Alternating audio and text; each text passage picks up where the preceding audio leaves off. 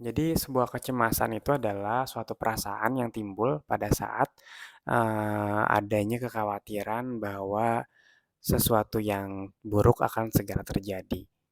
Banyak sekali hal-hal yang dapat menimbulkan rasa cemas, seperti kondisi kesehatan kita, kemudian, mungkin juga keadaan finansial, relasi dengan orang lain, kondisi keluarga, dan juga pendidikan kita. Jadi sebetulnya di dalam kehidupan sehari-hari banyak sekali, sumber-sumber kecemasan yang dapat membuat kita, merasa takut. Dan kecemasan juga, merupakan suatu perasaan alami yang bermanfaat bagi manusia sebetulnya. Jadi pada saat kita cemas, kita menjadi termotivasi untuk menghindari, bahaya yang dapat ditimbulkan oleh suatu keadaan yang merugikan. Dan perasaan cemas membantu kita untuk belajar, pada saat kita misalnya sedang, menjelang ujian atau pada saat kita sakit, kita kan merasa cemas dan membuat kita termotivasi untuk pergi ke dokter.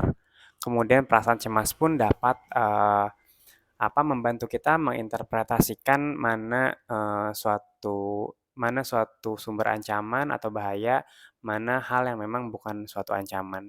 Jadi sebetulnya perasaan cemas dalam batasan tertentu, dalam kadar yang, eee tidak berlebihan, itu adalah perasaan yang membantu kita untuk bisa, hidup dengan lebih baik.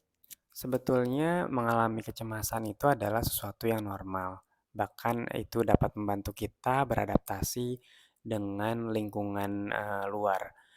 Nah, perasaan cemas menjadi tidak normal atau tidak adaptif pada saat misalnya perasaan itu timbul secara berlebihan dengan intensitas yang tinggi hingga mengganggu, aktivitas sosial, fungsi sosial kita di kehidupan, sehari-hari seperti pada saat kita bersekolah, pada saat kita sedang bekerja, dan pada saat kita sedang misalnya, berkumpul dengan keluarga. Dan kecemasan juga bisa menjadi, abnormal atau menjadi suatu gangguan kecemasan apabila antara, objek atau sumber kecemasan itu, tidak sebanding dengan, perasaan cemas yang kita alami.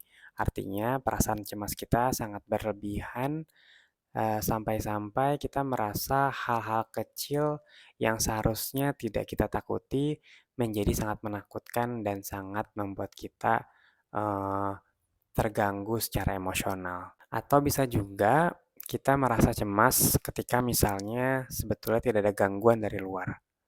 Jadi perasaan cemas itu timbul dari dalam diri tanpa ada pemicu atau sumber-sumber kecemasan yang, terjadi di lingkungan sekitar.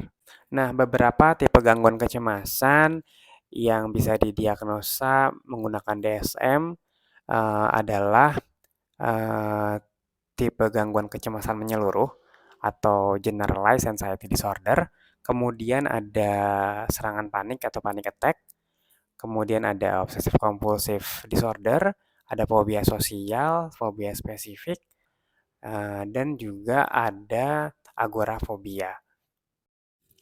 Oke, jadi mungkin itu saja yang dapat saya sampaikan pada video ini.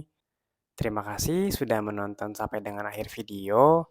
Kurang lebihnya mohon maaf dan sampai jumpa.